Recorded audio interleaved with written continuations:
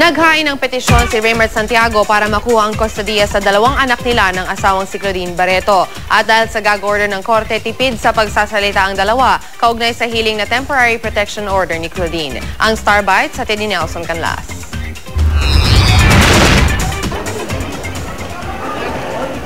Nagharap sa korte ang mag-asawang Raymart Santiago at Claudine Barreto para sa pagdinig ng hiling ni Claudine na temporary protection order dahil may gag order. Hindi na nagsalita sa media si Claudine. Layo ng konti para maluwag tayo. Si Raymart nakausap ng GMA News sa labas ng courtroom. Kasama niya ang kanyang mga nakakatandang kapatid na sina June at Director Roel Santiago. Nagpapasalamat daw si Raymart sa suporta ng kanyang mga kapatid sa kanyang pinagdadaanan.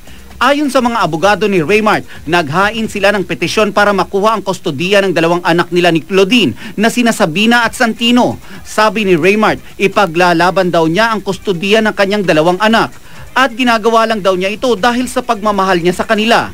Tipid ang pagsasalita ni Raymart dahil sa gag order. Nang dumugi ng media sa labas ng Marikina City Hall, nagpaunlak si Raymart ng ilang salita. Gusto ko lang magpasalamat sa mga taong sumusuporta sa akin at yung mga taong naniniwala sa akin. At naniniwala ko na lalabas din ang totoo dito. Nelson Canlas, GMA News.